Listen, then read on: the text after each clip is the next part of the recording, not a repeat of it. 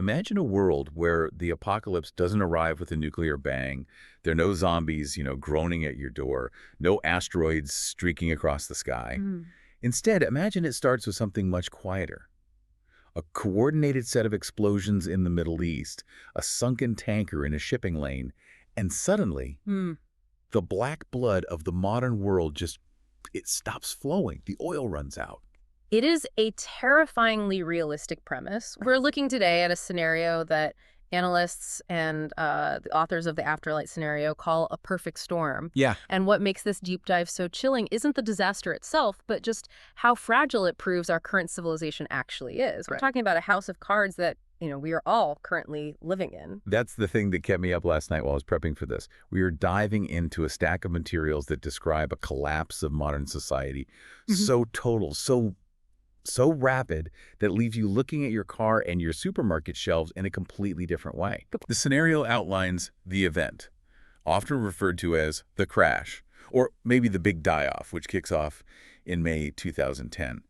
But the real meat of what we're discussing today isn't just the disaster movie stuff. It's about what happens 10 years later. Right. Because surviving the initial crash is one thing, living with the consequences is entirely another. We're looking at a community of survivors living in one of the most unlikely places imaginable, a cluster of natural gas platforms in the North Sea. Right out in the middle of the ocean. Exactly. They've built a new world on top of the rusting skeleton of the old one. It's basically Waterworld meets Mad Max, but with way more vertical farming and, well, we'll get to the chicken manure later. Oh, we have to. Trust me, we have to talk about the manure. But first, let's unpack how we got there. The scenario starts with a coordinated terrorist attack. We're talking bombs in Mecca and Medina to trigger a religious civil war. Right. And then you have refineries hit in Venezuela and Kazakhstan, and a tanker sunk in the Strait of Malacca. It's a strategic chokehold. It's a total chokehold. The immediate result is a 55 to 65% shortfall in global oil production. Now, to the uninitiated, that might sound like, oh, gas prices go up. Yeah, you might think, okay, I'll just ride my bike to work. Exactly. But the analysis here explains why this is actually a civilization-ending event. It comes down to a concept that rules our lives right now, just in time. Yeah, this part really freaked me out. We usually think of just in time as a good business practice, right? Yeah. Efficient, lean. We do. But in this context, it's a death sentence. It's an efficiency model. Yeah. Supermarkets and warehouses don't actually stockpile food anymore. Not at all.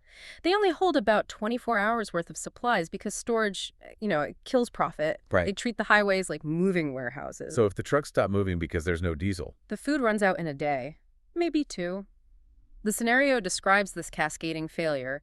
It's not a slow decline where we all, learn to garden. Yeah. It's a cliff. First, the panic buying. Then, the realization that the trucks aren't coming tomorrow. Then, the power grid goes down because the power stations need fuel deliveries too. Within a fortnight, 2 weeks, the modern world as we know it essentially ceases to function. That speed is what gets me. We always assume we'd have time to prepare. But this scenario says no, and it gives us this incredibly vivid ground-level view of that collapse through a character named Adam Brooks. He's an RAF flight lieutenant.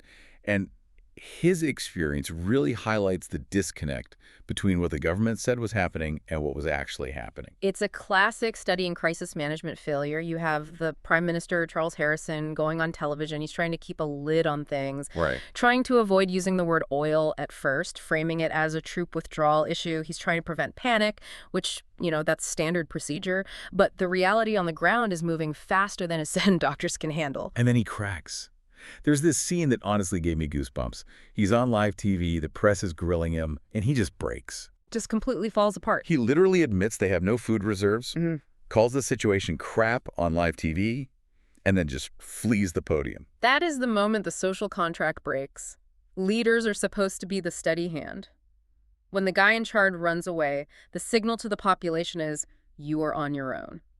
Everyone for themselves. Instantly. It turns citizens into competitors for survival. And Adam Brooks, our military witness, he sees the result of that leadership vacuum firsthand.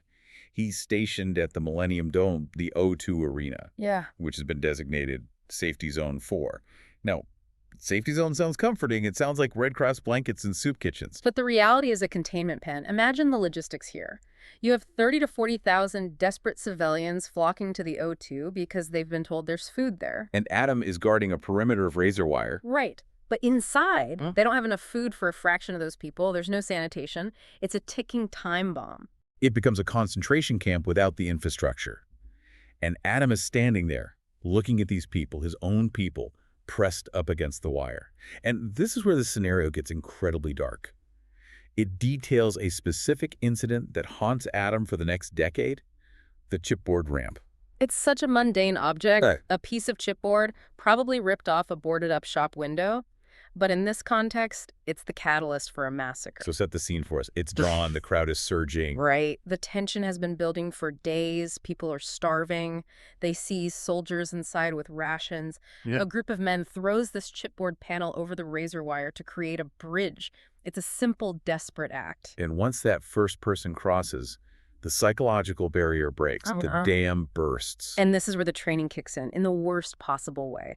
The soldiers and police are panicked. They are completely outnumbered. They open fire. Not warning shots. No, not warning shots. They fire into the crowd. Adam watches as British soldiers shoot unarmed British citizens. There's a specific description of a mother and a baby being caught in that fire. It's absolutely horrific. It's a nightmare. And it's not just the violence. It's who is doing it. These are the people meant to protect you.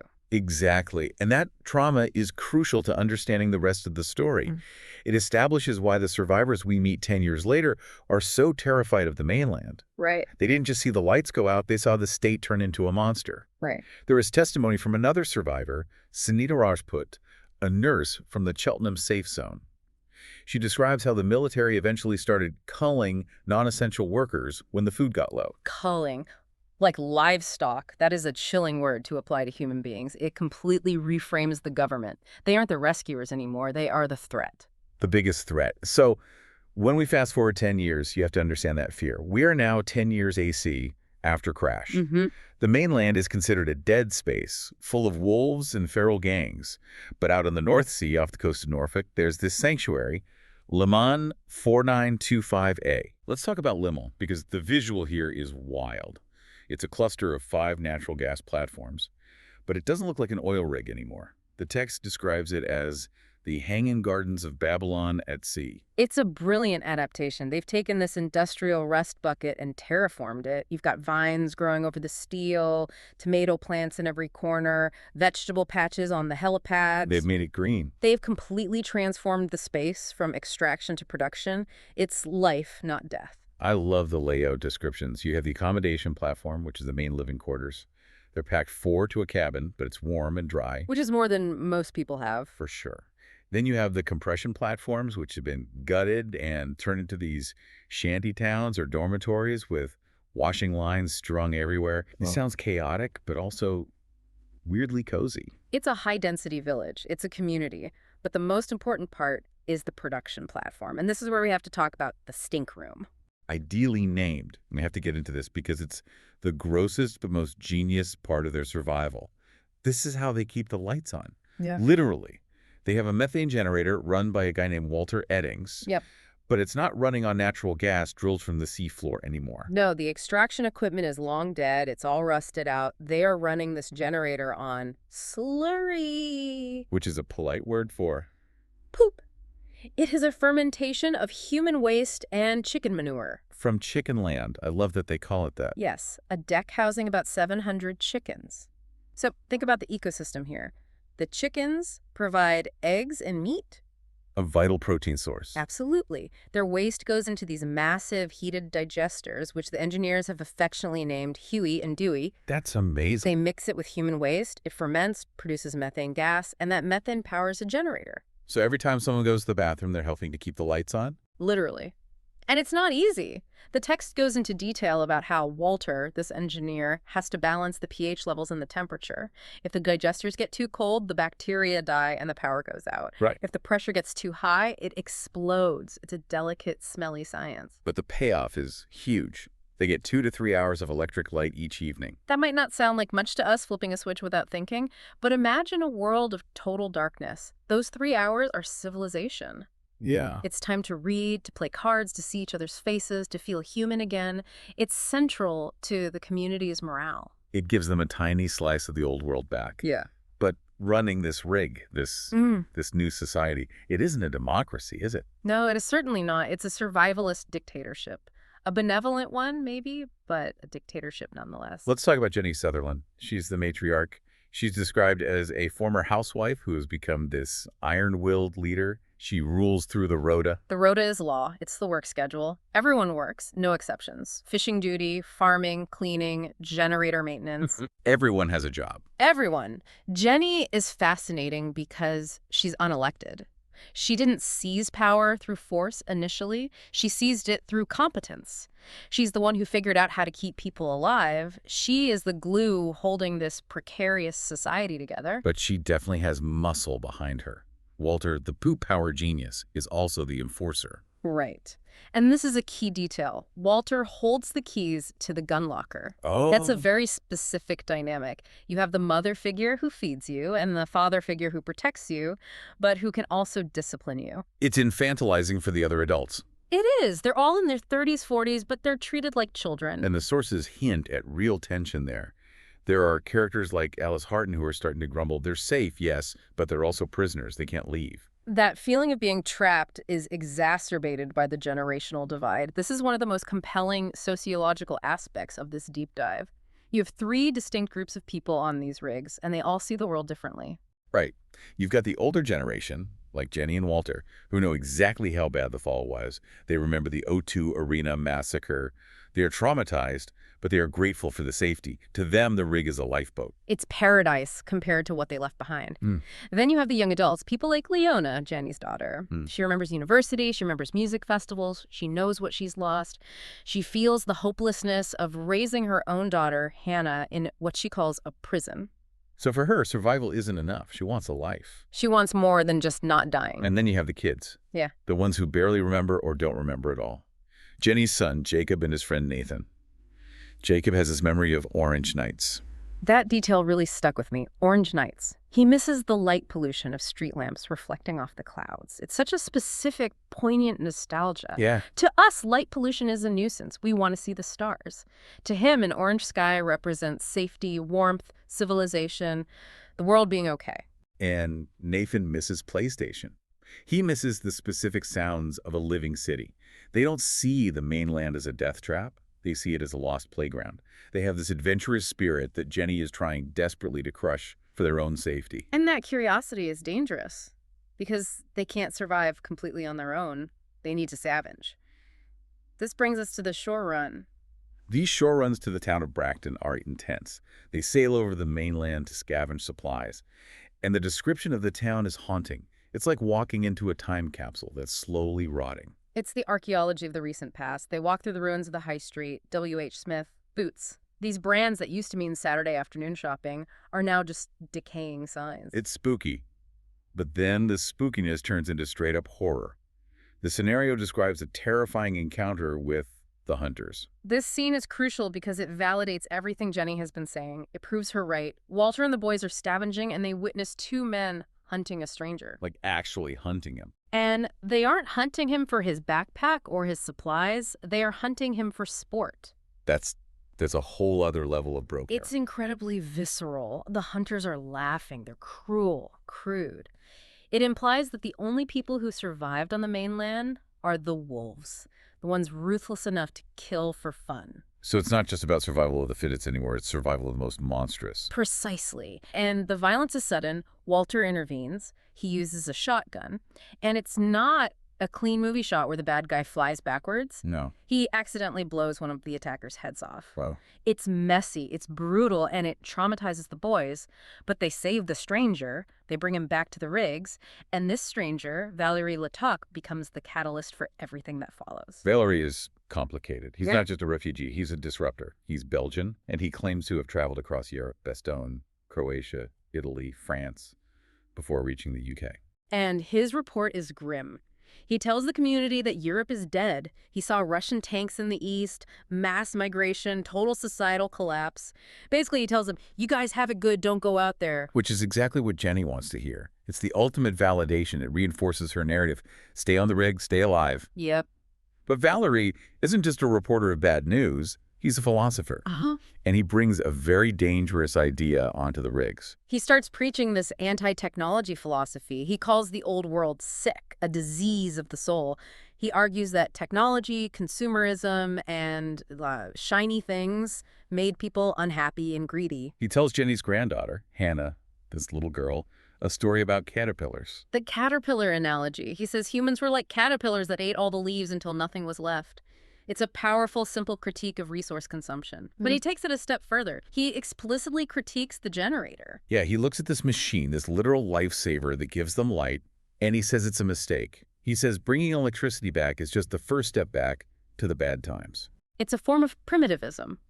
He believes they are better off in the dark, living simply. And here's the thing. His argument is seductive. If you look at what the old world did, it destroyed itself. You can see why someone would say, let's not build that again. But is he trying to save them, or is he just miserable?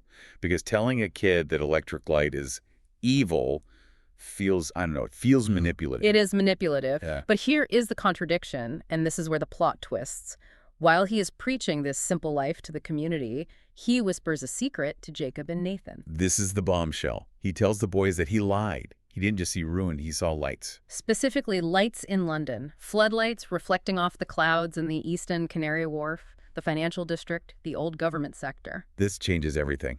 If there are lights in London, that means power. That means organization. That means civilization hasn't been wiped out, it's restarted. But Valerie hid this truth. Why? Because he believes that restart is just the cancer growing back. He wants to keep the rig community pure. He wants to save them from the shiny things that he believes destroyed the world. He's a zealot. So you have this ideological war brewing. Jenny wants safety at all costs. Jacob wants to explore the lights because he misses the world. And Valerie wants to destroy the technology to save their souls. And this all comes to a head at the anniversary party. The one-year anniversary of the generator, it should be a moment of triumph. Walter has strung up Christmas lights across the drilling platform. Oh, that's a great detail. Isn't it? They've got Spudka potato vodka. Everyone is dancing. It's a moment of collective joy. For one night, they're not just surviving. It's the one time they get to feel normal. They aren't survivors for a night. They're just people having a party. But the next morning, the hangover is brutal. Because Hannah, Jenny's little granddaughter, is missing. The panic is immediate, and suspicion falls instantly on Valerie. He took a boat out that morning, claiming he was just going for a sail. The community turns on him in a heartbeat. It shows just how fragile their civility really is. They're ready to tear him apart. It's mob justice waiting to happen. They think he kidnapped her, but then they find her. And she's not on the boat. No. Walter finds the door to the generator room unlocked. And inside, it's tragic. Hannah is dead behind the generator. Wait, she was behind the generator? Yes, she had suffocated.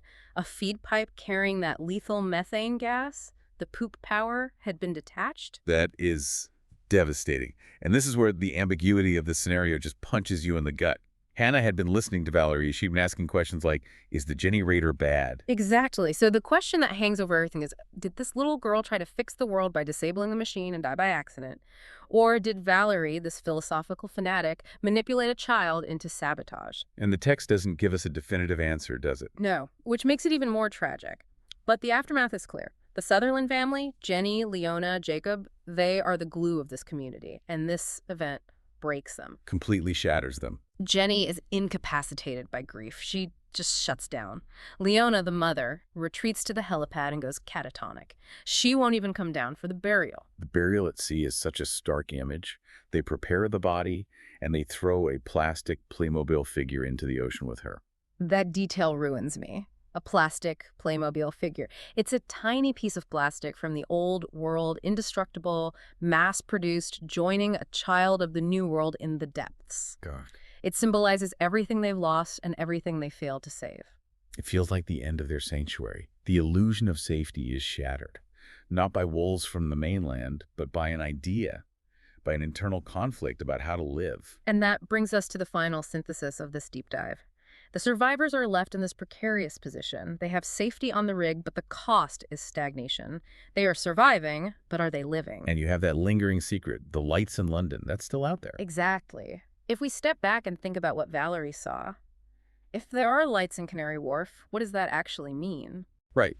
Valerie saw it as the bad thing, as the sickness returning. But Jacob sees it as hope. But consider the source of the lights. Canary Wharf, the financial sector. And remember who was in charge when the lights went out. The government that authorized the shooting at the O2 Arena. The government that culled civilians. Mm-hmm. Oh, that is a chilling thought. If those lights are back on, it means they're back. If the lights are back on in London, maybe the sickness hasn't been cured, it's just in remission. Is that light on the horizon a rescue party? Or is it the executioners coming back to finish the job? And for Jacob and the younger generation, is it better to stay on a rusting rig and survive in the dark, eating chicken eggs and hiding? Or is it better to risk death for the chance of living in that light, even if the light is dangerous? It is the central question of the human experience in a crisis.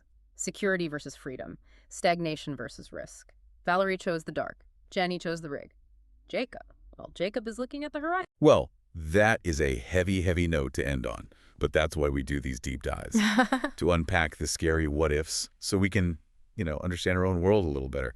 A huge thank you to the listeners for joining us on this trip to the North Sea. Indeed. It makes you appreciate the light switch on your wall just a little bit more. Absolutely. Until next time, keep your generators running and watch out for the wolves. Catch you later.